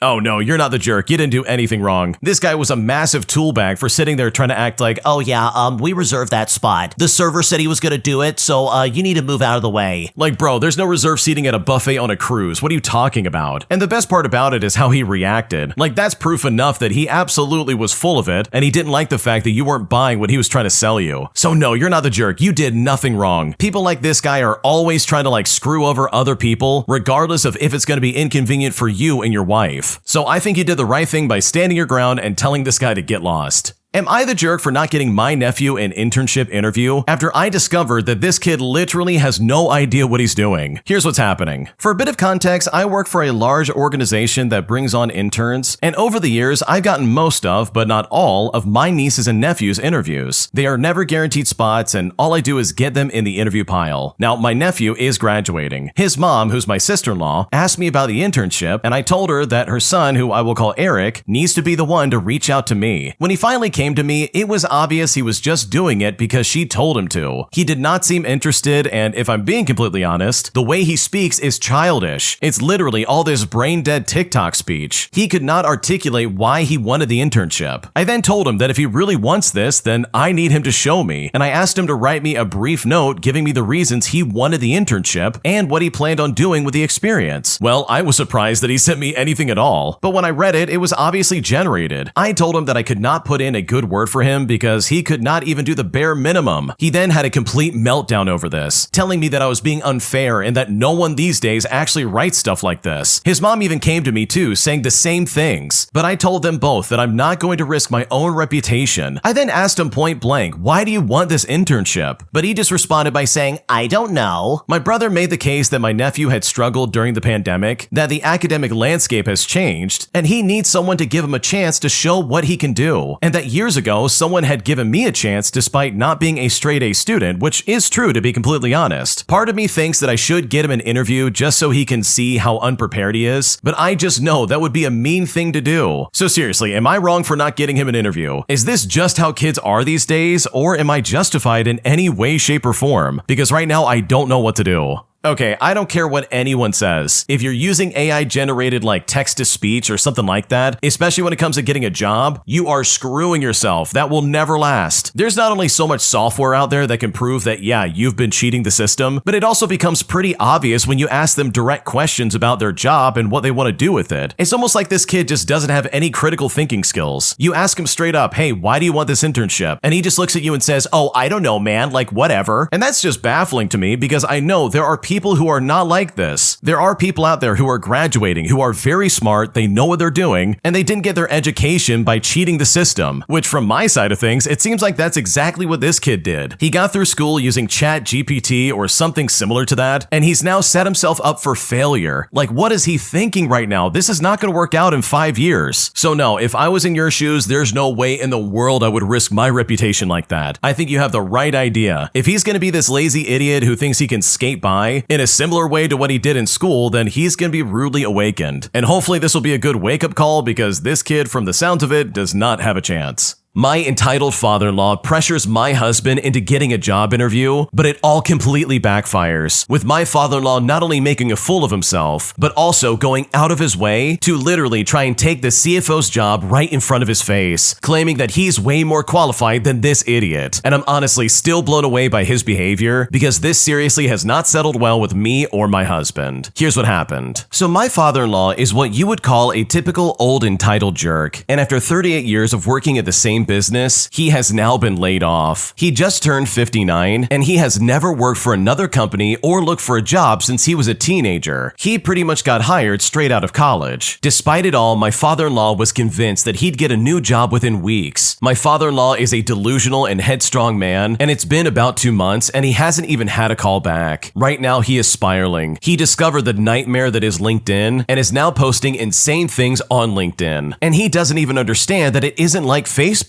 My father-in-law then basically bullied my husband into arranging him for an interview for a job at his friend's company since they posted an opening on LinkedIn. The job aligned with his skills and it had a decent wage. And sure, it won't pay like his old job, but it's an easy job with fair wages, great hours, and fantastic benefits. And my husband even did a couple of mock interviews with him. Now, a normal, sane person would be grateful and put their best foot forward for the interview, but not my father-in-law. He was rude to the receptionist because she didn't immediately offer him refreshments. He huffed and puffed because he was so upset that he had to wait. He was angry when he was told that he would get interviewed by the operations director and the finance manager instead of the CFO. He was rude, obnoxious, and bullish throughout the entire interview. My father-in-law then spent half the interview talking garbage about the CFO for not being a man of his word, because apparently he was supposed to be interviewed by the CFO, but at the last minute he no longer could. And then the other half of the interview, he spent that time trying to take the CFO's job as he was better qualified. In the last 15 to 20 minutes of the interview, the CFO and the CEO stepped in to say hello, and his rude self continued to talk garbage to the CFO right in his face. Straight after the interview, my husband got a call from his friend, and his friend was livid. My husband apologized profusely, and his friend was gracious enough to accept the apology. My husband and I both asked our father-in-law how the interview went, and he said he had a man-to-man moment with the CEO, and that the ignorant CFO friend of my husband will soon be out of a job. The man is so far into his delusional mindset that he simply couldn't believe it when my husband told him he's never getting a job there. My husband spent pretty much half the day yesterday cussing him out on the phone, and then after work, he drove down to his father's and then spent another hour just calling him out on all of his garbage. And I'm still absolutely blown away by the way my father-in-law acted. Yeah, that guy's a complete moron. Like seriously, who would go into an interview like that and be like, oh yeah, I'm gonna take the CFO's position right here and now. Like, this guy came into the interview process completely wrong. First of all, this guy was completely delusional from the beginning. Not to mention the fact that he basically bullied the original poster's husband into getting this interview in the first place. But then when he finally shows up to the interview, he not only bullies the receptionist, but also tries to take the CFO's job. Like, this guy is out of his mind if he thinks this is okay. There is literally no reason for this kind of behavior. Like, what a terrible first impression. It's almost like he decided halfway through this interview that he didn't want the job that he was going for, but instead he was like, oh yeah, I'm gonna take the CFO's job. I'm way more qualified than this idiot, only to then express that opinion in front of the CFO and the CEO. Like, you can tell this guy never had any other job besides the one he got laid off from. So hopefully you guys don't have to deal with this guy anytime soon, because your father-in-law sounds like an absolute nut job. If you like Am I the Jerk, you're probably going to love Am I the Genius. Check it out, link down below in the description. Also, go to amithejerk.com/submit if you would like to submit your own stories. Am I the jerk for siding with my friend about her husband's unfair inheritance choices? Because right now he is very upset with me, and right now I really don't know what to do. Here's what happened. So my friend is married to a much older guy, and they have 2 kids that are elementary school age. This is her first marriage and his second, and he has 2 kids from his first marriage. My friend, let's call her Irene, works in education. She doesn't have a huge salary, but she does okay. While her husband, we'll call him Carl, will retire next year, and he's retiring from a very well-paying job. They live in the home that he bought before they met, only his name is on the deed. They pool their finances for household expenses, and she also contributes to the mortgage. With their recent marriage came the issue of organizing their affairs, among which was a will. The problem is that Carl is dead set on wanting his inheritance split equally between his 4 kids and Irene. This means they each inherit 20%, regardless of their ages or situation, with no caveats about leaving Irene and the younger kids in the house while the kids are underage. Essentially, Irene will have to sell the house to give each of the kids their share. Carl also doesn't want to make different arrangements while his 2 youngest kids are underage, as he is adamant that they should be treated equally. While this is fine on principle, the reality is that Carl will most likely be the first to pass away, and given his age, it's not likely to happen while his kids are still underage. The notary was a bit baffled by his choices, which he brought up at the meeting to discuss the terms. Irene had no idea this was Carl's plan, and she feels vulnerable, and honestly, understandably so in my opinion. The notary tried to suggest to Carl that it would be more prudent to set conditions about the ages of the kids, and perhaps also to have a surviving spouse live in the house, which is then sold and distributed among the kids once the spouse passes away too, with all of that being split up equally, of course. Now, here's the thing. Carl was not open to any provisions that the notary suggested for Irene having some form of buffer while the kids are still at home. He all but called Irene a gold digger and said he was sure that she was resourceful enough to take care of the kids, but that he had to think about 4 kids and not just 2. Carl seems to love all 4 kids equally, and as a side note, his older kids do not like Irene, and that is mutual. They sided with their mother in the divorce, since Irene met Carl after the divorce, which the ex and the older kids don't believe. Irene came back from the notary crying her eyes out. I dropped off something at their house by chance and came while they were having an argument about Carl's choices. Carl considers me to be a rational, intelligent person in his words, and asked what my opinion was. But when I sided with Irene, he got angry with me and called me a jerk, all because I didn't realize that important life choices should be made with logic and not emotions. But I pointed out that his choices seem illogical and potentially harmful to his 2 younger kids, but he just straight up disagreed. So honestly, am I the jerk for speaking up in the way that I did? Because right now, I really don't know what to do. No, I don't think you're the jerk at all, and I think Carl absolutely needs to check himself before he ruins his relationship with Irene. Like, the way he has this set up now really does kind of ruin Irene, because she's not gonna have a place to live. And for him to be like, oh, you're just a gold digger, what are you talking about? That's insane in my opinion. So no, you are definitely not the jerk for speaking your mind, because this guy absolutely had it coming. My entitled manager says that she's gonna write me up with salary deduction if I won't give a doctor's note for wanting my time off. So I decide to maliciously comply, forcing her to not only give me 3 extra days of paid sick leave, but also getting paid out the 120 hours overtime that I wasn't given. And I'm honestly so satisfied by getting this revenge. Here's what happened. So I've been working for this company for 3 years already. I work on retail, and our managers are always micromanaging and will write us up each time, even just by breathing. And you can tell that this is how they really are, just so far up all of our noses all the time. Especially since one time, I I was written up for eating during my lunch break in our shop, but that's a story for another time. Now, for just a bit of background, my days off are scheduled every Thursday, and I was already feeling sick before my day off. I had waited until this day to rest and hope that I could feel better, but when the end of my day off comes along, I still feel sick. So I inform my boss if I can use my excess hours and not come to work the next day since I am so sick. For a bit of context, our company never pays for our overtime, but expects us to work 12 hours every single day, and every day they give us 2 hours excess. And since I've never requested until that particular day, I had racked up about 120 excess hours overtime, which can be used for days off. I had only requested 1 extra day off, which would amount to maybe 10 hours to be deducted from my long extra hours accumulated. But it was then that my boss did something that honestly blew my mind. She said she was going to write me up if I don't provide a doctor's note, and she informed me that even if I provide one, she won't deduct it to my hours. So I comply, and I went to the doctor, and I take a medical note, and I was given a 3-day recommended rest, and I sent it to my manager. So now she has no choice but to let me have 3 additional days of paid sick leave, and I won't be back to the shop until Monday, instead of just giving me the 1 day so I can get some rest. Saturday comes along, and the shop has a lot of issues without me, and my reliever is having a hard time coping from work, so my manager actually calls me, and you know what? I just didn't respond to any of her messages, nor any of her calls, and I just wanted to rest well. Fast forward to Monday, and I actually reported her to the company to the labor's claim. The company was forced to pay me the 120 hours of overtime, and it's so great to see things work out in my favor. Yeah, that's a classic case of a manager having some kind of power trip, and instead of just listening to their employee and being like, okay, you get the extra day off, they now get to deal with their employee being gone for 3 days instead of 1. Like seriously, just give people the time off that they need to feel better. I will never understand a manager who's going to be like, oh, if you take any hours off without a doctor's note, I'm going to write you up. Like that is so counterintuitive, and I would hate having to work for someone like that. So good for the original poster for reporting them and getting those overtime hours, because the way she was treating you is absolutely unacceptable. Entitled coworkers demand that me and my department never use their computers ever again, despite the fact that the only time we use their computers is when we're covering their shift. So I decided to maliciously comply, resulting in them scrambling to find someone to cover for them when I refused to do so. Here's what happened. So to start things out, I used to work permanent nights. On nights, we often had sickness at the last minute that no one was willing to come in and cover. So we all used to help out one another. We didn't do it for the praise or for the additional money, even though there wasn't any. We did it because we were colleagues for years, and there was literally no one else. Inevitably, our work was taken for granted. The managers never thanked us for helping them out of this mess, but they also started to assume that we would cover everything. So they made less and less effort to arrange cover for absence, or even planned absences that they knew about in advance. One night before work, I came into work and received an awful email complaining about staff in our department using the computers of another department. Now, we had our own computers, but the only time my department ever used the other department's computers was when we were covering their absence. The email chain showed the other department complaining about us to my manager, who sent out an email to all the night staff in my department saying to us, from now on, do not use the other department's computers. Now, when I read that, I was fuming because, as I said, we only did it to help out and to stop the other departments having to cover night staff on such short notice. So I thought to myself, okay, fine, that's how it is then. The very next night, the other department is short-staffed again. The supervisor on that shift asked me to cover their department, but I just straight up say, nope, I can't do that. I've been told not to use their computers by my manager. The supervisor then says, oh no, that's okay, you can use them. But I say to her, no, I can't. My manager told me not to under any circumstances. So she gets her manager to call me, the same manager who complained about us, and says to me, for this one shift, you can use our computers, as if she's doing me any kind of favor. So I say to her, no, I really can't. You are not my manager. I cannot defy my manager's instructions. And you know what? Because they can't get my manager on the line that late at night, another supervisor had to come in last minute and cover the shift. And I honestly am so glad I was able to get back at these people, especially after all the mess they made for me and my coworkers. Yeah, these people found out that you shouldn't bite the hand that feeds you, because it sounds like the original poster and their department literally bailed out this other department so many times. So for them to act like, oh my god, stop using our computers, and completely forgetting that this department literally covers your back almost all the time, like that in my opinion shows how spoiled this other department was, and it further proves in my mind that, you know what, sometimes it is okay to say no. you. That you should never be expected to cover someone else's shift, especially if that person's gonna act this ungrateful. Am I the jerk for telling my friend that her daughter would have a better life if she gave up her vices? Because right now she is very mad at me, and at this point I seriously don't know what to do. Here's what happened. I'm a 25-year-old female, and I've been friends with someone we will call Emily since middle school. We're the same age, and I just want to preface a couple things. Emily and I had similar upbringings. We grew up on the poverty line, using food banks and being close to being evicted as children. I am also child-free by choice, as I am self-aware enough right now to know that I'm too selfish of a person now to have children. I had nothing as a kid, and I want all my things right now. Emily also is a relatively selfish person, but she is definitely not self-aware and does not like to sacrifice her toys in life for anybody. Unfortunately, this also includes her 6-year-old daughter, who we will call Emma. Emily has many vices that she enjoys. She enjoys shopping, alcohol, fast food, and most of all, cigarettes and the herb, if you know what I mean. Money is tight for everyone, but she ensures that she always has what she needs, especially those last two. In the past few months, Emma has asked for several things, and the answer has always been no. The biggest one being a bike for her birthday, and then more recently, swim lessons, as it's June and her friends all go to the rec center to swim. Yesterday, while running errands, we were in a store and Emma asked her again if she could have swim lessons because she wanted to be able to go to the pool with her friends over summer break from school. Emily once again told her that they were too expensive and that they couldn't afford it. And when she said that, Emma started to cry. Emily apologized to her and explained that money was tight before turning around to pay for her 2 cartons of cigarettes. When we got back to their place, Emma, who was still upset, went to the couch and put on a movie. I pulled Emily into her bedroom and I took the opportunity to explain that I believe it's important to Emma to take those lessons. Emily then repeated that she simply didn't have the money, and I said to her, "You don't have the money for her, but you have the money to smoke?" Emily then immediately became defensive and called me a jerk who just doesn't understand what it's like to be a single mom. Now, I agreed with her, but I reminded her that we both know what it's like to miss out on things in childhood, and it felt like Emma was going to suffer the same fate. Emily basically told me to leave if I was going to accuse her of being a bad parent before leaving her bedroom and storming outside to have a cigarette. I ended up leaving after saying goodbye to Emma, and now Emily is refusing to speak to me. I am just worried that this kid is going to be on the outside looking in because her mom isn't prioritizing her, but I also know that I could have worded things much better. So seriously, am I the jerk in this situation? Because right now, I'm not sure what to do with Emily. No, I don't think you're the jerk at all, because it really does sound like Emily's neglecting her daughter pretty much across the board. And also, it's not a bad thing for a kid to have swim lessons. Like, that really is a valuable skill to have no matter who you are, but most especially if you're a kid. Leaving her to figure out how to swim on her own is just completely irresponsible. And she's missing out on having fun with her friends, which in my opinion is just so unfair. So no, you're not the jerk for telling the truth, because clearly, based on how defensive Emily got, this is something that she clearly has been thinking about. And just because you said what she was probably thinking, in my opinion, doesn't make you judgmental or a bad friend. Am I the jerk for exposing my mom's lifelong grudge against me, all because I was born on the wrong day that she didn't plan for? Here's what happened. So to start things out, I'm the middle child of 5 siblings, and I always knew that my mom treated me very differently from the rest of my siblings. It caused my parents' marriage to end because my dad made it very clear that he wouldn't tolerate her being so different with me, and this was after he tried to figure out why she was so different with me. A few close friends knew and said it was postpartum depression from when she had me, that apparently only affected her ability to bond with me and not any of my 4 siblings, just me, the middle child. I have a sibling younger than me and she bonded with her just fine. I was a teenager when I got into a fight with my mom one day and she accused me of always hating her and never wanting her to be happy. I asked what she meant by that, and she told me that I had to come into this world on the one day that she had other plans, that it was bad enough I was overdue when I was born, but I apparently prevented her from reading a book that released that day that she made plans to read months in advance. She told me that I just had to be born that day, so she was too tired to read it on the release date, and that she was weeks behind. She said that I couldn't even be born normally like my siblings, and I was a C-section baby. She told me that I messed up her plans so bad, and I never even seemed to care about it. Then she mentioned how much I cried when she was around, and how good I did with my dad. She said it made her seem like she was such a monster, and none of my other siblings were like that. She told me I clearly always wanted to come between her and dad, and she was pretty serious about it too, with her finishing up by saying that I started screwing her over the day I was born. Now, it really shocked me when she told me all of this. At first, I didn't believe it, and I just didn't didn't want to believe it. Dad and I even did a DNA test around that time because we were like, okay, maybe she's making up a dumb reason so we won't know that she cheated. But I am definitely my dad's kid. The DNA confirmed it. My relationship with my mom is as bad as the day I was born, apparently, and I get a hard time from some family friends and extended family members who see me not being close with my mom as me being awful to her for no reason. They put the bad relationship on me. And at my grandparents' house on Saturday, I got so tired of the comments and my mom sneering at me the whole time that I finally exposed what she said to me when I was a teenager and the blame that she put on me for being born on the wrong day as the reason why we have a bad relationship. My mom half admitted because she got so angry that she verbally lashed out at me. It created an absolute nightmare, and some family members think I made a big deal out of nothing, but others were disgusted by my mom. I was told I was wrong to expose her like that, and my mom said that I had no business doing that. So honestly, am I the jerk in this situation? What should I do? Yeah, your mom's a massive piece of garbage. Like seriously, your mom's a horrible person. Who would hate their child all because you couldn't read a book that you were waiting for months in advance? Like seriously, that is really crazy for someone to say, and there's no way that's a rational reason why you would hate your kid. Like the original poster didn't ask to be born at that time. Like they had literally no control over that. So for the mom to be like, oh yeah, you ruined my life the day that you were born. Like no, he didn't. He didn't do anything to you. The original poster has been putting up with this kind of treatment for like their entire life. They've been badmouthed, they've been treated terribly, and then when the truth is finally let out, they find out that this is the reason why she doesn't like him. Like, I'm sorry, I love to read just like the next person, but for her to seriously treat her child like this, all because she couldn't read a book on the release date, like that goes beyond being a bad mother. That straight up proves that this lady's insane. And you know what? When it comes to you exposing her in front of the entire family, I would have done the exact same thing. Anybody who's like, wow, you made a big deal out of nothing, or people telling you, oh, you were wrong to expose her like that. It's like, what are you talking about? She's literally being antagonistic and actively making horrible comments about the original poster behind their back, or even just making snide faces at them. Like at that point, after 21 years of dealing with that, I would have exposed her right there on the spot and felt no remorse. So anyone trying to defend her actions are complete morons, and these are not the kind of people you want in your life. And in my opinion, I think it absolutely is your business to tell everybody the truth, that your insane mother hates you because she couldn't read a book, because that's what this all just boils down to. That's the entire reason she doesn't like you, and that is just not a good reason at all. So no, I would not feel guilty about this in the slightest, and I know if I was in your shoes, I would be making plans to never talk to her ever again, because this behavior is legitimately crazy, and you do not deserve this in the slightest. My crazy entitled fiance cancels our wedding a week before simply because he was so angry after a minor argument that we had. But now, after reality has set in, my fiance has come back to me begging for another chance. But after being treated so poorly and humiliated in front of all of our friends and family, I now no longer trust him, because at this point, I seriously don't know what to do. Here's what happened. So, as the title states, my ex-fiance has canceled our wedding a week before it took place. We've been together for about 6 years, and we've lived together for context. And what happened basically was an argument that escalated. We were heading to my program graduation, which is a smaller event of about 10 students, and on that morning as we were getting ready, I asked if he would be okay to wear one of his button-ups instead of the shirt that he had on so we could get a nice photo. When I said that, he was annoyed, and he snapped at me by saying, "Why do I have to do things for others?" And I told him that he truly doesn't have to, and that I was just asking, but ultimately it is his choice. He ended up putting the button-up on, and we arrived at the ceremony, and everything went fine, and he was very happy for me. However, on the way home in the car, traffic was filling up and he was annoyed. I offered an alternative route that I know will cut down on some of the time, and the exit to that route was coming up. Well, he didn't take it, and I was slightly annoyed about it because he was cranky with me about traffic. So I asked why he didn't take it. Well, when I said that, he started full on yelling that my tone is rude and that he doesn't have to drive the way that I tell him to. I replied by saying that I literally just asked and that I don't actually care about what route he takes. He was the one having any kind of problem with traffic. He then blew up and blamed me for getting him upset. When we got home, I apologized and explained that I didn't mean to come across as mean. I also said that screaming doesn't help in any situation and that we really should have talked instead. He basically explained that an apology doesn't solve anything and that he needs such things to not happen, otherwise he would continue exploding at me because, according to him, that's the only time I listen to him. After a few hours, we spoke again, with him apologizing for yelling and I apologizing apologize for the miscommunication that happened. Now, despite resolving this, later that night, I was crying due to the fact that he so easily yells at me when he's upset. I was so upset that even on such an important day for me, I felt like he was picking fights. And to add to this, yelling is such a red flag for me, and I never do that to him or anyone for that matter. The next morning, we were having breakfast, and he asked me why I seemed so gloomy, so I told him that everything's okay, but I'm just processing what happened yesterday. He then asked me to please share with him, so I told him that I felt like my special day was kind of ruined, all because of the fighting about things that we could have easily resolved. Well, when I said that, he just immediately lost his mind and started getting angry again. He blamed me for the fights, and when I replied that I didn't think it's fair to blame me, he got angrier and said that he can't do this, that I'm not a good communicator, and that he can't get married like this. And when he said that, I was just completely shocked. I thought he was talking out of emotion like many times before, but this time he actually ended up sending a mass text message to all of our guests to let them know that the wedding is called off. I was flabbergasted at the quickness, and I was so confused. We started arguing and then had to leave for our days. Later that day, when we returned, I asked if this is truly something that he wants to call off everything, and he responded with a confident yes. Now, what I thought was an action out of anger seemed to be a solid decision for him. For the rest of the night and the next day, I tried to fix things between us. After many hours of talking and lots of crying from my end, he kept explaining that I don't communicate well and that this cancellation was my fault. I tried to offer some kind of solutions, but he was full on with the decision to cancel and break up. I asked if we could give it another day or two, that this is what he wants before we cancel the venue. Well, he declined and asked to cancel the venue and the vendors immediately. So that's exactly what we did. The next day, I went on an errands run, and then I met with my friend. It was truly such a hard day, and I was so heartbroken, and I was still digesting everything that happened. When I came home, he asked to talk and started crying that he regrets everything he said in the last days, that he didn't mean it, he was angry, and he wasn't thinking straight. He said he will start therapy, and he wanted to do couples counseling now as well, which is something I offered many times. Anyways, he apologized profusely and kept asking if we can mend everything or whether he messed up. Now, I was almost sure that this regret would come along, and honestly, maybe it was mean to say this, but I said, yeah, you messed up big time. You made a rash decision that hurt our relationship big time. There is no going back from here. He pretty much begged for another chance, but everything is canceled and my trust is completely shattered. The wedding is supposed to be in 2 days. His aunt was supposed to be on the way to our house so that she could help us pack our decorations, and now there's just no way we can schedule everything again, and frankly, I don't want to at this point. This is not the first time he cancels plans or breaks up with me during a disagreement. Everyone is telling us that this is fixable, that clearly we love each other, so if we want, this situation doesn't have to be the end of the relationship. But I just don't understand how. So much time, effort, and money has gone into this wedding, and that's now completely done. And plus, more importantly, I simply can't trust him anymore. And at this point, I just don't know what to do. We were supposed to go on honeymoon right afterwards, so now I'm thinking about going by myself. He asked if we can go together and spend that time to fix things, but I'm just questioning everything right now. But I'm thinking about going by myself so I can do some soul searching. Should I call it quits and move on with my life, or take his word and start couples counseling? I love him with my entire heart, and we had many loving experiences between us over the years. We don't have any issues aside from such incidents, but I don't know whether it's actually possible to come back from this one, because right now I am very frustrated, and at this point I seriously don't know what to do. Wow, this is a horrible situation to be stuck in. For starters, if I was in your shoes, there's no way I would ever go back to this guy. Like seriously, just look at the way he's acting. This guy made the rash decision overnight to cancel your wedding and text a bunch of people to try and like air out your dirty laundry all over an argument about traffic the day before. Like it almost seems like he did this just to punish you for making him mad, but even then, this guy is 30 years old. There's no good reason for him to freak out like that and then start burning down everything he's ever worked for with the original poster, all because he's upset about an argument that he escalated. And it really does suck that he's like, oh yeah, you made me angry. You're the reason this all fell apart. You're not good at communicating. This guy's projecting so hard, it's not even funny. He is literally just saying all the things that he's doing to you and trying to gaslight you into believing that you're the problem. But no, you are definitely not the problem. This guy is a giant walking red flag, and from the sounds of it, it does seem like you're really catching on to that. Now, for me, the icing on the cake is when he came back and said, oh, I'm so sorry, can we fix this? And I'm just so glad that you came back and said, said, no, we can't fix it. You messed up big time. And that, in my opinion, was the best decision you've ever made in this scenario, because I think in a roundabout way, this guy was testing you. He wanted to see how close to the line he could go with how crazy he was acting. This guy literally canceled your wedding a week before, and then he comes back to you and says, oh, I'm so sorry, let's please try to fix this. I'll go to couples counseling with you. It's like, dude, at that point, this is way too late. You've ruined everything. You've completely humiliated the original poster, and in my opinion, there is no way you can ever come back from this. Like, I would feel the exact same way the original poster feels, where they just straight up say, no, I just can't trust this guy anymore. So in my opinion, I think this guy did you a huge favor, because he does not sound like a fun person to be around or someone you want to spend the rest of your life dealing with, because this guy does not sound healthy or safe to be around in the slightest. And I think that you deserve so much better than what this guy is trying to give you. If you like Am I the Jerk, you're probably going to love Am I the Genius. Check it out, link down below in the description. Also, go to amithejerk.com/submit if you would like to submit your own stories. Am I the jerk for not inviting someone for dinner, all because she made a big deal online about me having a cat in my house? Because now she's saying that I'm a mean girl who could have easily invited her to this party. And at this point, I seriously don't know what to do. Here's what happened. A while back, I posted a picture to my Instagram stories of my cat sitting next to my counter on his own stool while I was cooking. And mind you, he was watching while also being next to my counter, not anywhere near the food. He doesn't go on counters and he doesn't go anywhere near the food. My friend, who we will call Rose, reposted it with her own caption. She put a puke face emoji and says, "You just can't eat at everybody's house." Now, I ignored it and went about my business. She is, by the way, very much the type of person who just regurgitates whatever popular phrase she sees on social media. If there's pineapple on pizza, she'll call you a monster. If raisins are in cookies, then this is why she has trust issues. And she also doesn't trust people who don't like dogs. Stuff like that just makes her completely delusional. She has other traits that make up for it, but truthfully, I do tend to avoid any one-on-one time that I might have with her. Fast forward, and about a month ago, I hosted a small get-together so I could show off some of the cookware that I obtained. I had a whole little shindig with home-prepared food, and I had a lot of fun times with my pals. But here's the thing, I didn't invite Rose. She found out after folks posted on their Instagram stories, and she confronted me over it, saying that I was giving high school mean girl vibes. I told her that she has made it clear that she doesn't eat at the homes of people who have cats, so why would I invite her to a dinner party? Well, when I said that, she got defensive and said that she could have just come and not eaten anything. But I said that in the future, maybe she should be more careful about what she says, because to me, it was very clear. Rose has continued to tell people that I'm giving high school mean girl turns into a nurse later on in life, despite the fact that I'm an accountant. So am I really the jerk for not inviting her? Because right now, I am seriously annoyed. Yeah, I'm right there with the original poster. If someone's gonna complain like that and make some wild assumptions about my house, especially unprompted, then in my opinion, that's honestly everything I would need to know about them. Because here's the thing, if someone shows you exactly how they are, or exactly how they feel about you or a situation, then I personally think you should believe them. Sure, you can assume the best out of people and think maybe they're like being sarcastic or something like that, but it seems like this Rose lady has a really mean side to her, and that is just not fair for the original poster or anybody else that might have to deal with her. So no, you're not the jerk, because honestly, I would have done the exact same thing. My entitled neighbor complains about any noise that's ever made in the apartment building that we live in. And after dealing with this nearly every single day for the past few weeks, I now feel completely trapped in my own home. And at this point, I seriously don't know what to do. Here's what happened. Okay, I want to start off by saying that our neighbor is downright crazy. We've lived in our apartment for 4 years and we love it. However, the past year has been a nightmare. We've gotten a new neighbor, not in our own hallway, but she is in the adjoining building and hallway, so she shares a wall with us. The first few weeks were fine. We talked with her and told her that if there was ever an issue, we were open to communication. We've never had any issues before, but due to us having a dog, even though it's a small dog, we'd like to be upfront with all of our neighbors, just so we can have some kind of healthy relationship with the people around us. But after the first few weeks, the problems really started happening. Suddenly, we got complaints about our dog barking, and not just one complaint, but we would instead get like 3 or 4 a week. Our dog is the most gentle old soul there is, and he only barks on 3 occasions: when the doorbell rings and he's happy to see you, when he gets spooked by something, which is rare, and when we play, which we only do for maybe 5 to 10 minutes at a time, because we know the sound can be annoying. He never barks when he's home alone or otherwise. He's very chill and very mellow. He's made friends with everyone in our hallway, and several of them have been dog sitting if we ever had to leave for extended periods of time, and they all say he's the easiest dog to look after. Anyways, we talked to the new superintendent, who wasn't allowed to elaborate who the complaints were coming from, as they were reported anonymously. But we soon found out very quickly, because the neighbor, who I'll call Karen from now on, started banging on the walls whenever she felt like we were too loud. One weekend at around 10:30 a.m., we had been playing with our dogs for maybe 5 minutes when she aggressively banged on our wall. Mind you, we live in a concrete building with 30-centimeter thick walls. I talked to everybody else in our hallway, but no one was bothered with our dog. We live in a building with several other people, and in the surrounding buildings there are dogs as well. Dogs who bark and make all kinds of noise. We tried to keep it down, and for a while we thought that was the end of it. But recently, this entitled Karen started complaining again, not just to the landlord and the superintendent, but also in our Facebook group designated for our area. While we were away on holiday out of the country, this entitled Karen decided that now was the time to do a long rant in said Facebook group, telling everyone how horrible we were at keeping our dog quiet, that we make him bark just to annoy her. And she even made some really inappropriate comments about our life, basically implying that we're making loud noises on purpose. And now at this point, I feel trapped in my own home. I'm afraid to do anything that might set her off and give us another complaint. But luckily, the superintendent is on our side. He and the other neighbors have told us that we're not the only ones she's complained about. She's complained about a newborn baby that was crying, and a developmentally disabled child who can't talk and therefore makes noises instead. She even complained about someone talking on their own balcony. This entitled Karen told that person to respect her privacy and that she didn't want to hear what they were talking about, even though they were 3 apartments away. I honestly hate this woman so much, and so do all of my neighbors, and I'm honestly feeling so stuck and I just don't know what to do. Yeah, this lady sounds super entitled. Apartment buildings are just noisy in general. People are doing their own things, they have all kinds of stuff going on, and frankly, people are going to make noise. And she knew that moving into this place. So I wouldn't feel too bad about this, because clearly she's on the wrong side of this situation, and I know if I was in your shoes, I would be banding together with all my other neighbors and possibly forwarding some kind of formal complaint against her, as it really seems like she's only complaining on purpose, and not because there's any actual noise in the building. Because the way she's acting is super unfair, and you deserve to have a respectful neighbor instead of whatever this entitled Karen is giving you instead. My wife has been spending way too much time with a former coworker, to the point where it's disrupting our marriage and causing a lot of fighting between the two of us. And now, after noticing so many red flags from this guy, I'm now convinced that something might be going on between the two of them. And at this point, I seriously don't know what to do. Here's what happened. I'm a 32-year-old male, and I've been married to my wife going on 9 years. Recently, we've had a fight over one of her former coworkers, and for the sake of the story, we'll call this coworker Matt. Matt and my wife hadn't been working together for a long time, maybe a couple of months at most, and I noticed some behavior that had me suspicious and feeling disrespected. My wife began constantly talking about Matt. It was as if every sentence from her was in some relation to Matt. It would be Matt this and Matt that. It eventually got to the point that I asked her if she could speak about him less, as it was becoming annoying that every conversation had to do with him. A few weeks later, my wife tells me that she is going to have a girls' night out with her female coworkers, and I think that's cool that she's going to go out and have some fun with them. She states that they'll be going to an audition for one coworker, and then they're going to hit the bars. And at the time, I believed that this was all good, but then just guess who's also going to be there for this all-female event. That's right, Matt's going to be there too. I found it odd that an all-female get-together would also involve a guy, and just to get a stereotype out of the way, Matt is straight. Another time involves Matt inviting my wife and son to a trampoline place. So when that happened, I took the opportunity to invite myself to meet the guy who my wife constantly talks about and invites or even tags along with everything that she does. We get to the place and spend about 2 hours there. Matt has spoken to me 0 times outside of introductions and won't even acknowledge that I exist. Now, I am quite an intimidating person, so it can be difficult to approach me and engage with me. That being said, if I were Matt and had the opportunity to speak with a woman's husband that I'm constantly talking to and inviting her places, I would absolutely get to know him. This gave me another red flag about this guy. Time goes by and my wife is talking about Matt 0, but still texting him all the time. One Saturday after our son's gymnastics class, we get home and my wife exclaims, "Well, there goes my convertible ride." Now I'm confused and I ask what she's talking about. She then tells me that Matt bought a new convertible and was going to leave as soon as we got home to go ride around with him. And this was yet another red flag as to why this wasn't even brought up before. I believe everyone can do as they want and don't need permission to do things things that they want to do, but I do think that giving your partner a heads up prior to doing things is still important. My wife starts telling me that Matt has some gifts for our son, and I just find it odd that another man is buying gifts for my son when it is neither the holidays nor his birthday. And this gives me a yellow flag at the very least about what this guy is doing. Now, here's the kicker that relates to him not speaking to me. When I would pick my wife up from work, my son would be with me. Matt would deliberately walk in front of my car and a couple of spaces down before returning by going around the back of my car and only speaking to my son. Now, I found this extremely disrespectful, as he went out of his way to not acknowledge me or speak to me, and would sneakily try to speak to my son and my wife. Matt decided he would invite my wife and other women to a rave, and there's nothing wrong with dancing, but the issue arises that he did not invite any males to go, nor did he invite any romantic partners of the women. Well, I told my wife that I would like to go, and she told Matt, and when she told him, he canceled the plans. And this was yet another huge red flag. This guy would be willing to invite women to a rave and then cancel when a romantic partner decides that he would like to go too. He tried to shift the blame onto me by saying he couldn't buy the tickets because I hadn't made up my mind even though I said I was going. After all of this, I decided that Matt is not a good guy, and he is trying to weasel his way into my marriage. I mean, there's just too much that I'm seeing that I just can't ignore. Finally, we get to what has caused a huge fight between my wife and I, which is a stupid package. My wife ordered something, and me, being curious, asked her what it was. Well, she tells me it's none of your effing business, and this just brings up a giant red flag. I then ask her who it's for, and again, I get the exact same response. So eventually, I pick up the package and I ask my wife what it is, and yet again, it's apparently none of my business. Well, I get angry because of all of this Matt stuff, and I yell out, "Why are you being so secretive?" She yells at me, saying that it's a gift for Father's Day, and she wanted it to be a surprise. And yes, for the record, I did think it was a gift for Matt. So now, my wife doesn't feel like I trust her, even though it's not her that I don't trust. And now she is not speaking with me. I find it ridiculous that we are having a fight over a random coworker that should mean absolutely nothing to our relationship. Yet here we are. You would think after almost 9 years of marriage that some nobody wouldn't be able to cause this amount of friction. So seriously, am I overreacting and thinking that Matt is up to no good? Am I overreacting that Matt might be trying to weasel his way in, and that my wife is being blind to everything that he is trying? What should I do? Yeah, this sounds like an exhausting situation, and the fact that your wife isn't able to have some kind of like self-reflection about all of this, in my opinion, speaks volumes to what is actually happening. Because I think you're right. I think Matt is absolutely trying to weasel his way into your marriage, and in my opinion, it's almost like Matt has become your wife's boyfriend. Like, this guy avoids you like the plague. He doesn't talk to you, he doesn't look at you, but still has the audacity to try and talk to your son without talking to you first. Like, that part alone made me incredibly angry, because in my opinion, if you're gonna talk to somebody's kid, you absolutely talk to the parents first. You don't just walk up and talk to the kids, you address the parents first and foremost, and you don't go around that just because you might know the kids under some circumstances. That is incredibly inappropriate and super sketchy. Like, that alone would make me lose my mind if I was in the original poster shoes. On top of that, all these parties that Matt is trying to organize, where the wife is invited but the husband isn't, is all just super sketchy and just does not look good. And hey, maybe this is innocent. Maybe there's nothing going on between the two of them, and it might just be a really good friendship of some kind. But if it really was that good of a friendship, then Matt would step up and try to be your friend as well. But instead, he's been running away from you and trying to like actively avoid you at all cost. So no, you are definitely not overreacting, because I definitely think that Matt is up to something that's really sketchy. And in my opinion, I think it would really be good to try and get to the bottom of this, because this scenario sounds like an absolute nightmare. My entitled sister refuses to parent her kids, allowing them to destroy my house and deface my property. And after she told me that she does gentle parenting and that she doesn't believe in any kind of discipline or punishments, I said enough is enough, resulting in me kicking her entire family out of my house, as I simply couldn't take their awful behavior any longer. So now my sister's calling me a jerk, stating that I had no business to kick them out of my house. And at this point, I seriously don't know what to do. Here's what happened. This story also came from the Am I the Jerk subreddit. Check the links in the description if you would like to submit your own story. My younger sister and her family, which includes her husband, and her 2 kids, ages 3 and 5, were visiting my husband and I and staying at our home for a week. For a little bit of background, we don't live in the same state. I've had kids of my own, but they are young adults now, and they're out of the house. My sister is much younger than me and is very much still in the young family stage. age, and we've always had a pretty close relationship despite our age gap. My sister does gentle parenting. I had never heard of that before she came to stay with us, because I guess I'm just out of the loop since my kids are fully grown now. She explained to me that gentle parenting means that they don't do timeouts and they don't do grounding, but instead they just talk about their feelings. I thought it was a bit odd because it sounds like there's zero discipline going on, but I didn't say anything because I didn't want to rock the boat. Well, that is until I saw this gentle parenting in action, and trust me when I say this, I was completely appalled. During the first 2 days of their stay, her daughter drew on my walls with crayon, and her son pulled up flowers I had recently planted in my garden bed and threw a rock at my car parked in the driveway. To top it all off, they both kept constantly pulling my golden retriever's hair and hitting my dog in the face. My dog is very sweet and a little on the older side, so she is very calm. She never bit or even attempted to bite, or did anything that would harm or spook the children. In every single instance, I was expecting my sister or her husband to discipline the kids, but they never did. So I stepped up and I did, or at least I tried. Anytime I would tell her kids to stop or scolded them in the slightest, it made my sister lose her mind. She told me it's not my place to discipline them, but I told her that someone has to, because they're messing up my home. But I went ahead and agreed that it should be their parents who scold them. However, it seems their parents are not willing to do that. I told her they need a fairly stern punishment for what they've been doing, and she started going off about how they refuse to spank their kids in the same way that we were spanked when we were kids. I told her that I'm not suggesting she spank her kids, but a stern talking to and making them clean up what they destroyed would be a good idea. She said that what her kids were doing was not worth what I would call discipline. All she did in every instance was ask them, "What kind of feelings are you having that made you do that?" And that was all she ever did. So I realized this behavior was not going to stop, and my husband and I told them that they need to find a hotel or they just need to go home. Even though we had planned for them to stay for a full week, we simply couldn't handle more than 2 days because of this gentle parenting. I told her that gentle parenting is going to cause her kids to have a very hard life, and there's going to be a rude awakening someday, with them probably even having jail time at some point. She argued back and really lost it when I told her that this hippie gentle parenting crap is just a complete scam and it will ruin your kid's life, which I do regret now, but I was so boiled over in the moment. Now at this point she won't talk to me, and our mom says that I'm in the wrong for kicking them out when they planned on staying a lot longer. So honestly, am I the jerk in this situation? Because right now I really don't know what to do. Yeah, your sister's delusional if she thinks she's parenting her kids at all, because from the sounds of it, she just lets them run amok around the house and do whatever they want. And that really sounds obnoxious and very unfair. These people were letting their kids run around your house and basically deface and destroy your property. Not to mention the fact that they're hitting the dog in the face and pulling out their hair. Like the very second they start messing with that dog would be the moment I would freak out and be like, get out of my house. But even beyond that, for your sister to be like, oh yeah, we're just gentle parenting, that honestly is so ridiculous because I'm pretty sure you're just not parenting your kids at all. If anything, you're letting them run around and do whatever they want, and this is only going to make her life a living nightmare later on, and it's going to set up her kids for a rude awakening. Because I've personally seen people who raise their kids in this way, and it really does not work out in the end, because those kids grow up to be incredibly spoiled and very rotten, just right to the core. So no, you are definitely not the jerk for kicking them out, because their behavior was super disrespectful. If you like Am I the Jerk, you're probably going to love Am I the Genius. Check it out, link down below in the description. Also, go to amithejerk.com/submit if you would like to submit your own stories. This next story also came from the Am I the Jerk subreddit, and again, check the links in the description if you would like to submit your own stories. Am I the jerk for not having time for a close friend, all while I was planning my wedding that was happening in a month? Because right now he is very upset with me, and at this point I seriously don't know what to do. Here's what happened. My husband and I got married a few weeks ago, and my mom had gotten the only reservation for the church that I grew up in, and it was a month away from the day that we got engaged. So my mother and I were tasked with planning this wedding in only 1 month. I also have a male best friend who we will just call John for the sake of the story. We used to be very close until I got into the relationship with my now husband. A little after I got into that relationship, he called me twice while really drunk to ask me about the Bible and why I serve a God that's done so many awful things. At one point in one of those conversations, my boyfriend at the time had to take over because he would get frustrated that I was using context as an explanation, and he would call me stupid and tell me that I must be fine with all these awful things in the Bible. So I was crying so hard that I couldn't even talk, and with that, my boyfriend took over. John was very angry and said some things that that should have been kept between us. He said that it was my last chance with him, and I honestly think my brain at this point associated him with unnecessary stress. Fast forward, and my boyfriend and I got engaged, with all of the wedding planning starting right away. I mean, there was no breaks and no days off. There was only time to plan for the wedding. Sometimes I would call John and vent about how frustrated and tired I was because my mother and I are on totally different schedules, and it was really difficult for me to keep up. But for the most part, I didn't have time for my phone. I was simply too busy with wedding planning. About 2 weeks before the wedding, I found out that I'm pregnant, and that took a lot out of me. I mean, the exhaustion was absolutely unbearable. So, cut to a few days into my honeymoon, and I started to have some energy and some time. So, I tried to get in touch with John, who normally picks up pretty fast. Well, he wouldn't pick up, so after a few days trying to call and text with no response, I finally said, "It seems like you want nothing to do with me. Is everything okay?" He then said to me, "Do I have to point out that as soon as you got engaged, you ignored me for months?" To which I tried to explain that I saw how it could appear that way, but that I was planning a wedding in a month, and it was so much that I had to do, and I was pregnant, and it was taking a lot out of me. And I also said that I haven't really been on my phone in general very much at all. And after I said that, he just stopped responding. After a day or so, I texted him asking what was going on. He seemed angry that I ignored him, but was now ignoring me. So I asked him, "Which is it? Do you want this friendship or not?" And he said to me, "No, I told you this was your last chance with me. I went from a big part of your life to having no part at all. It doesn't matter that you were busy. People make time for those who are important to them. I am done being hurt by you. You won't hurt me ever again. I am simply done." I waited a while, and then I responded by saying, "Okay, if that's your choice, then so be it. But if you can't understand that life happens, then you deserve no place in my life anyways." So am I the jerk for the way that I handled this? Because right now I'm very frustrated and I simply don't know what to do. No, you're not the jerk here at all. John sounds like a needy weirdo, and he seriously thought you were going to prioritize him over your wedding that was happening very quickly. Like seriously, this guy calls you up drunk and starts berating you because of your beliefs, and then tries to sit there and be like, "Wow, I played such a big role in your life and now I'm just not even there." Like he does know that you got married to your boyfriend, right? You literally just found out that you got pregnant and you planned a wedding in 1 month's time. That is so much work and stress that you have to deal with that honestly any reasonable friend would be like, "Oh yeah, they're just crazy busy right now." And to be completely honest, it kind of seems like John has like romantic feelings for you in some kind of way. Like it's such a weird time to be like, "Oh, you need to pay attention to me right now." Almost as if he's throwing some kind of temper tantrum at your expense. So no, you are definitely not the jerk. John has a weird attitude, and I just don't think he's a good friend, because any reasonable friend, even at a casual level, would never treat you this way in the slightest. My entitled aunt shows up unannounced, right in the middle of me taking care of my dad who's currently going through cancer treatment. And I'm honestly so sick of her attitude, and I hope she never comes back. Here's what happened. My father was recently diagnosed with a serious form of cancer, and he has 5 brothers and sisters, and all of them are very entitled and have no boundaries. I moved here to be the caregiver for him, and he has a sister who we will call Gina. Gina is not her real name. Gina decided to visit all the way from Colorado without contacting me or my father, and she even had her other brother drive her there and pick her up because she won't drive. She shows up and tells us that she needs a ride around town. Now, I'm working full-time caring for my dad. He is in radiation and he's very weak. Not to mention that I'm trying to coordinate his care and his home. But according to Gina, I'm supposed to drop everything just to transport them around? No, that's absolutely not happening. Eventually, she gets dropped off at my father's house, and she just sits there, not offering to help me, my dad, or provide any useful help. And then there was a meal for my dad. He can't really walk well, but got up to go to the kitchen. Gina then actually tells my dad, who's on number 13 of radiation treatment, using a walker too, by the way, to fill their cup with some of the meal. My father has cancer and limited mobility, and you're the one that expects to be served? Like, is she being serious right now? I say, "Dad, Gina can get her own soup. You are ill." Then Gina says incredulously that, "Oh, I can get it myself," which is like, yeah, no kidding. I eventually get up and I say that I'm going for a walk. She then says to me, "I know that you don't like me," but I just ignore it and I start to leave. Gina then goes into the kitchen complaining about me to my dad. I then go to confront her yet again, and I said that if you have a problem with me, you can come to me and not him. I continued by saying, "Do you really think it's appropriate to ask your brother, who's in radiation with cancer, to seriously serve you food when you are capable?" She pauses for a second, looks me in the eye, and then repeats that she knows that I don't like her. And I'm honestly just so done with these members of my extended family because the way she acted was incredible incredibly inappropriate. Wow, talk about being completely tone deaf to what's going on in the house. Here she has her brother, who probably is rail thin and very weak, not to mention using a walker, and she's like, oh, when you go to the kitchen, can you get me some food? It's like, what are you talking about? No, get your own food, lady. Also, why is she even showing up to this house unannounced and waltzing in here as if her brother isn't like fighting for his life? That is incredibly disrespectful, and there is legitimately no good excuse for that. That is such an inconsiderate way of treating somebody who you know has cancer. Like, the least she could do is be helpful in that kind of scenario and try to help out around the house, or at least take care of herself. So truly, good for the original poster for standing up for their dad and telling this lady to get lost and take care of herself, because her attitude coming to your dad's house was completely inappropriate. And if I was in your shoes, I would have done the exact same thing. My sister-in-law is trying to alienate me from my fiance, and as a result, this is causing massive problems between the two of us. And right now, I'm seriously so upset and I just don't know what to do. Here's what happened. So I met my fiance, who we will call Mark, on a professional conference 6 years ago. Things happened and we ended up moving in together after 2 years. He met my parents and my siblings, and he was really evasive when I wanted to meet with his family. I knew that he was at least on talking terms with his sister, who we will call Lisa, because they talked every 1 or 2 weeks on the phone, but he neither wanted to talk to me about them, nor did he want to introduce me. Now, we didn't use protection, if you know what I mean. So recently, I've gotten pregnant. After we found out, Mark asked to marry me, which I agreed to on the condition that he would introduce me to his family. He really did not like the idea, and now I see why, but he agreed to it. I was really looking forward to it. I met with his parents first, and they seemed nice enough. They congratulated me on being pregnant, and overall, it went without any issues. But the day after, we met with Lisa. To start off, she refused to talk to me at all, and always would refer to me as it or even that thing. So hopefully you get the idea of how awful she was being. And then she berated me for not coming from a wealthy background like them, or being wealthy myself, and that my fiance was marrying down and debasing himself around people like me, and that he claimed he could be dating people in his class, or people who at least look good. And we eventually went home after about 20 minutes into her rant. My fiance has always been much more successful professionally, and therefore much more financially stable than I was. So there was already a power imbalance, even though it was innocuous, in our relationship. And it was always clear that he had, let's just say, a better upbringing than I did. Regardless, I felt really humiliated about the whole ordeal, and my fiance just told me that I was the one who insisted on it, which is fair, but I really hoped that he would at least comfort me. About a week after that, my fiance started indirectly questioning me on things, like where I've been or what I've been doing. But I told him to just tell me directly what he is getting at, and he said that his sister told me that I'm cheating on him because I work less hours than him, and according to Lisa, who knows what I'm doing in that time. Well, we had a big fight, and Mark started becoming increasingly distant to me, which obviously stressed me out a lot. We've been sleeping in separate beds, and he's giving me the silent treatment, but I know that it's mostly Lisa overloading him with all of her BS. I mean, can I even salvage our relationship at this point? I'm past the legal time limit for anything to do with our child, if you know what I mean, and I really don't want to raise our child in a broken home. I thought of reaching out to his parents to talk some sense into him, but I could not find them on social media with any kind of certainty. So at this point, I'm very frustrated, and I seriously don't know what to do. Okay, in my opinion, I would not contact the parents at all. I think that's an awful idea, and it's only going to give more fuel for the sister to like try and really ruin your life. Because it really does sound like his sister is like the reason all of this is falling apart, and that is not fair for you at all. Like seriously, just look at the way she's acting. She didn't even refer to you by your name. She called you it or that thing. Like, how awful of a human being can you be if that's how you're gonna act around someone that your brother is marrying? And also, why is Mark not stepping in and telling Lisa to get lost? The fact that he's allowing his sister to talk to you that way, and then try to blame you for even wanting to meet his family in the first place, is just odd to me. If he had just explained why he doesn't want the original poster to meet his family, then all of this literally could have been avoided. So no, I would not reach out to the parents, but I honestly would have a conversation with Mark, because his attitude and suspicious demeanor is not conducive to a healthy relationship, and you do not deserve this in the slightest. Am I the jerk for refusing to support my sister after she got a divorce based on the awful things she said and did during her marriage? Because right now she is very upset with me, and at this point I don't know what to do. Here's what happened. Okay, so my sister's marriage of 3 years is ending. She was with her husband for almost 5 years in total before the relationship came to an end. Now, I saw this coming before they got married. Deep down, I never saw this marriage lasting, or not lasting happily anyways. I brought up my concerns to my sister, and she told me I was wrong because she could fix all those problems problems. Now, let me explain what happened. My sister married a widower. They met 9 months after his wife died, and his 3 kids were under 11 years old when they got married. The kids did not adjust to their dad dating my sister, and they didn't like my sister. They just didn't want their dad with someone else, and they didn't want everyone to move on and leave their mom in the past. He really didn't get them any support during that time, and he did nothing about any concerning or bad behavior. My sister believed that she would win them over, and they would love her and think of her as a parent in no time. But she also had a very hard time hearing about her husband's late wife or their kid's mom. She did not like her family being around the kids because she felt like they talked more about their mom after seeing their maternal relatives. She did not like the fact that they held traditions with their mom close and refused to let her in on any of them. I think my sister was just engaged at the time, but her husband mentioned wanting this dish her late wife used to cook, and he even mentioned her cookbook. Well, the kids heard him say this, and they ended up hiding the cookbook so that my sister could never see it. And she even tried to coax them into handing it over, but they just never would. They said she couldn't do the stuff their mom did because she would never be good enough for that. But my sister really believed that she could fix all of that with time. The only thing that really happened is that my sister grew to resent the kid's mom over time. She didn't like being compared to her in a negative way, and having made it clear that she was never going to be the first choice. Now, I totally understand things like that being said to you will hurt, but she literally married a man who wasn't helping his kids through the loss, and she ended up taking it out on the kids. The marriage ended 2 months ago after my sister ranted at the kids about how much she hated their mom, and she was so glad that she passed away, and then gave the husband the ultimatum of choosing her or the kids. Well, he chose them, but without being asked to choose, I fully believe he would have stayed. So now my sister is living with my parents again, and my family have rallied around her, but I simply haven't done it. I do think my sister acted right, and while I feel bad for her about some of it, but I did air concerns, and she was so arrogant that she thought she'd be able to fix everything. My sister and parents keep bringing up the fact that I'm not there for her, and how I should be in this moment. My sister asked me if I really thought she was so wrong in this that I would withhold my support, and I just said yes. She and my parents have now said that I should be supporting my sister no matter what. So am I the jerk in this situation? Because right now I really don't know what to do. No, I don't think you're the jerk at all. Your sister basically walked into a minefield and made it way worse. She not only didn't recognize that her future husband was not a supportive father, but also she was delusional for thinking that these kids who very clearly did not like her would somehow miraculously learn to love her, despite the mounting reasons as to why that's never gonna happen. Not to mention the fact that she said to the kids, "Oh, I'm glad your mom's dead." Like, I don't care who you are, that is such an inappropriate thing to say, and she absolutely should be ashamed of herself. And I know if I had a sibling who said something like that, I would be appalled at their behavior and refuse to support them in that moment, because what she said is inappropriate. And if I was in your shoes, there is no way I would ever support that. Am I the jerk for calling the police on my neighbors after they were singing and yelling at 2 o'clock in the morning? Because now I'm fairly convinced that they found out that I'm the one that called the police on them, and at this point, I seriously don't know what to do. Here's what happened. So I live in an apartment complex with about 10 to 12 story buildings, and I live on the 3rd floor. 3 days ago, drunk men were really loud outside of my building. They were singing and yelling, and it was almost 2 in the morning. Now, I'm 21 years old, I work full-time, and I study full-time. It's currently exam season, so I was really irritated that they woke me up, and I was also irritated that they weren't shutting up. I could hear many other neighbors asking them to please keep it quiet, but they weren't shutting up, so I just called the police. The police came, and I guess things escalated because they arrested one man. The next day, I could see Facebook posts in the neighborhood group, and surprisingly, the rude and angry comments were directed at a person who had called the police, and that person was me. And I soon found out that it was somebody's birthday. I then saw the following message: "When the dogs are barking and howling all night, you don't seem to be bothered, but you are mad over sounds of fun and happiness. People are so unfair. May God bless you with many loud birthdays." Fast forward, and today, a woman came to my door who was visibly upset as I could see her through the peephole. But I didn't open the door. She somehow figured out who called the police, and I figured she's the wife of the man who got arrested. She was calling me names and saying that I wouldn't be at home forever, and that I'll get my share of fairness, which in my opinion sounds like something sketchy is about to go down. So am I the jerk for calling the police? And should I apologize for calling in the first place? What should I do? No, you're not only not the jerk, but also you should definitely not have to apologize for calling the police. These people were screaming at 2 in the morning at an apartment complex. That is inappropriate, and it's probably against the rules of the complex itself. Like, most places would have some kind of quiet hours that people have to abide abide by. So for these people to be like, wow, you don't like anything fun, that seriously is such an awful cop-out, and there's really no good excuse for that. When it comes to the lady knocking on your door and basically making these veiled, sketchy remarks towards you, I would not take that lightly in the slightest. And I would even go as far as reporting that to the building manager or even the police. If that really is the wife of the person who got arrested, then they should be mad at their husband and not the person who called the police. You're not the reason this escalated, they are. And if you haven't already, and if you're able to in your apartment complex, I would definitely get one of those doorbells that has a camera on it, because your neighbors sound incredibly crazy, and that is not something that you should have to put up with in the slightest. An entitled Karen demands that I give up my seat in first class, all because she forgot to buy her toddler a ticket on the plane. But when I refused, this lady made such a scene on the airplane that it nearly got her kicked out and banned from the airline. And I'm honestly still blown away by the way she treated me, as well as her sense of entitlement over the situation. Here's what happened. Okay, so this was a couple of years ago, but I just can't get it out of my head. So I thought I'd share it online for all of you to hear. My family lived across the country back then, so I would usually buy a flight to get there. Well, this was during the holidays, so everything was backed up and there was a lot of storms. So when I got to my first layover, my flight was canceled and they couldn't get it in their system to get me a hotel. So I slept on the airport floor that night, just clutching my bags. By the time I got onto the plane, I had spent 24 hours in the airport. But luckily for this flight, I had booked first class. So I get on the plane and I get comfortable, and I'm just so happy that I'll be home soon after the last couple of days that I had just had. But then something absolutely ridiculous happens. A really nice flight attendant comes over to me and points at the empty seat next to me and mine. She then tells me that a mother forgot to book her toddler a ticket, and she was wondering if they could take my seat and the empty seat next to me. I told her that I'm really sorry, but I've had a really long day, and I paid extra for this seat, and I honestly would like to stay. Now, the flight attendant, to their credit, was very nice to me and said no problem. But unfortunately, she let the woman come sit in the empty seat next to me with her toddler in her lap. This woman then immediately looks at me with a scowl and says to me, "I can't believe you wouldn't trade your seat for a kid." I look at her and I simply tell her, "Ma'am, I paid extra for this seat. You should have booked a ticket for him, and that's honestly not my fault." Then she keeps going off, saying things under her breath and to her toddler that I can't even hear. And then to top it off, she tells her kid to make the most noise that he can and to do whatever he wants. And she keeps saying things to me the entire time, and I honestly can't believe this entitled woman. I finally lash out and I scream, "Will you please shut the F up?" Now, trust me, I'm not very proud of myself for this, but with the last couple of days that I had, I simply didn't care anymore. But eventually, my common sense came back, and I apologized for swearing in front of her kid, even though I heard this lady call me a swear word and many other words. And yet again, for quite a while, this woman would not shut up. But finally, my savior came. The really nice flight attendant came over and bent down to the woman's level and said to her, "Ma'am, you were lucky to be able to switch seats, and all I've heard from you since you switched is you saying awful things to this person and telling your child to be noisy. The plane hasn't even left yet, and we have no problem kicking you off this flight. And if you continue to do this while we're in the air, you will be banned." And I honestly couldn't help but smile that she finally shut up, because this entitled Karen was honestly one of the worst people I've ever had to deal with. Wow, I can't imagine being that irresponsible where you don't even get your toddler a ticket on the plane, but also to act like you're entitled to a first class seat all because you have a kid with you. But to top it all off, she not only gets the seat in first class, but she then tries to berate the person next to her and be like, "Oh, I can't believe you wouldn't give up your seat for my kid." It's like, what are you talking about? This is not the original poster's fault all because you can't plan properly. Just because you have a kid and you're irresponsible for that kid doesn't mean other people around you have to pick up the slack. Like, that really is unfair and so entitled. Like, maybe if the entitled Karen of this story was a better parent, she would have been able to get a seat for her kid instead of whatever she tried to do with the original poster. And this all literally just comes down to entitlement. She was using her kid to try and guilt trip everybody else around her just so she could get what she wanted. Not to mention that she was trying to steal a first class ticket. Like, it really could not be more obvious what she was trying to do. So seriously, good for the original poster, and especially to the flight attendant for stepping up and putting this lady in her place, because her behavior was absolutely unacceptable. If you like Am I the Jerk, you're probably going to love Am I the Genius. Check it out, link down below in the description. Also, go to amithejerk.com/submit if you would like to submit your own stories. This next story came from the Am I the Jerk subreddit. Check the links in the description if you would like to submit your own story. Am I the jerk for cutting ties with my old best friend after he excessively lied to me, essentially breaking my trust entirely, resulting resulting in us not talking again after almost 3 years. Because right now I feel awful, and at this point I really don't know what to do. Here's what happened. So back in 2021, my former best friend and I got into a really huge fight over his deceitful behavior during COVID. So at the time, I had just gotten married and I was finishing up the final capstone project for my degree. He had lost his job due to layoffs and had been caught lying about having a job when he didn't. It also didn't help that he had a lying problem with strangers and would make wild tales just to appear more interesting. When he was confronted to show proof of his employment, he made a huge song and dance out of trying to convince me that all the evidence just wasn't available, almost as if it just magically vanished. Now, he and I were friends for almost 20 years. This was the biggest thing he had ever lied about, and it was pretty serious given the fact that I was lending him money just so he could get by, only to then watch him crash and burn and spend it a few days later. So I confronted him about it, and rather than admit to it at first, he tried digging his heels in deeper and continued to lie. It wasn't until after the cops got involved and that he came back to begrudgingly apologize that he finally admitted to it. And it turns out that he had been lying to me for years and got some kind of rush from it. We ultimately agreed that we shouldn't live together anymore, and I put him in a place where he didn't really have a say, but I was so done with it. So I set my boundary. I kicked him out of the apartment because I couldn't trust him anymore, and we stayed in contact while he took his stuff out of his old bedroom. Now, after everything was done, he sent me some pretty petty last words, trying to make it sound like I didn't care and how I should have been there for him even when it got bad. And I just told him that I'm sorry I wasn't the person he needed me to be, but I was trying to finish school on top of paying for all the bills out of my student checks, and I was also maintaining a side hustle just to make sure we had what we needed. He then told me that he hated that he had to apologize and that he wanted nothing to do with me. So it's safe to say that I felt more betrayed, and even after I showed all that patience, and I just felt like I needed to set the record straight. So I called his family and I talked with them one-on-one about the situation because they're the only people who have known him as long as me. I exposed what he did from my side because he was still lying that we were not talking even when we were, which to me sounds like he was planning to cut me off as soon as I was no longer of use. I felt like I had no more loyalty to him after all the betrayal I had experienced, so this was going to be his karma. And you know what? I felt completely justified. And the thing I hate the most is that I did something terrible and I felt like I was the hand of karma or something like that. It's been almost 3 years as of writing this out, and I teeter back and forth on what was right or wrong. I have a baby on the way and I'm happy in my marriage. I have a career that I love and life is good. There's maybe still a part of me that wishes the two of us could be friends again, but so much was burned that I just don't know if we could or if we should reconnect in any way, because this simply could not happen without some major fundamental changes. And on top of that, my trust is broken. He is not the same person I grew up with, and I'm sure he would say the same about me. In many ways, he will always be like a brother to me, but it's also good that we're apart to live separate lives. So honestly, am I the jerk in this situation? What should I do? You're not the jerk at all, and honestly, the fact that he's like, oh man, it hurts me to have to apologize, that alone is the biggest proof you ever need to show that this guy not only has no remorse, but he also is a complete scumbag. If he really considered you like his best friend, then he would be happy to apologize to try and sort things out. I know that's how I feel with my friends. There are many men and women in my life who I consider really good friends that I would never want to be at odds with. If I offend them in some kind of way, then I would definitely want to apologize. I would never want some lingering tension over something that I might have done. And that goes the other way too. I would hope and probably expect that my friends would apologize to me if they've done something to offend me. Like that literally is how friendship is supposed to be. It's not supposed to be this one-sided relationship where one person can expect all this stuff and then try to be irrational when things don't go their way. And it really seems like that's the way this guy is acting. He's literally acting like a spoiled brat, and it's all at your expense. And that's honestly just completely unfair considering the fact that you're so busy with so many other things. So for him to be like, man, I hate having to apologize, on top of lying to you all the time, for me kind of shows that he's not really a good friend. This definitely was a one-sided relationship on your end, and I'm so sorry that this is how you have to find out about it. So no, you're not the jerk for cutting him off, but also I don't think it would be a good idea to welcome this guy back into your life. He's not someone that's gonna be there for you in your time of need, but instead he's only gonna take from you. And honestly, in my opinion, I do not think that you deserve that in the slightest. My fiance is hiding my medication from me and is refusing to allow me to take my medicine, despite the fact that I have so many mounting mental health issues. And I'm now at such a loss that I seriously don't know what to do. Here's what happened. My fiance and I have been together for a total of 4 years, and we're getting married this August, and we have a 2.5-year-old son as well. For reference, I am diagnosed diagnosed with bipolar disorder, borderline personality disorder, general anxiety disorder, post-traumatic stress disorder, and obesity. And my fiance is diagnosed with Asperger's syndrome. My family has extensive history of mental health disorders, and my childhood was traumatic. I've always had issues, but they got worse after having my baby, and I was finally receiving extra care through a postpartum program, so I received medication for the first time. It's an antipsychotic and an antidepressant. I took those for about a year and a half, and they helped me a lot. Things weren't perfect, but I was much more level-headed and capable of facing life's challenges. Well, around last fall, my fiance decided that he can't stand me being on medication. He never loved the idea, but he really started to hate it then. I gained 30 pounds from the antipsychotic, and that was certainly part of his concern, and I'm now 40 pounds heavier than when we got together. Over the course of many months, he would guilt trip me every single day for being dependent and encourage me to come off my medications. He believes that I'm being manipulated by Big Pharma and being prescribed something that I don't really need. I consulted a psychiatrist, and they did not support me coming off my meds, but helped me do it anyways. I've been off my medications for a month and a half, and guys, it is not going well at all. My mood swings are incredible. I'm aggressive and mean, I'm violent, I'm having insane manic episodes, I spent literally all of my money, and I'm also having miserably depressive episodes. I also had a 4.19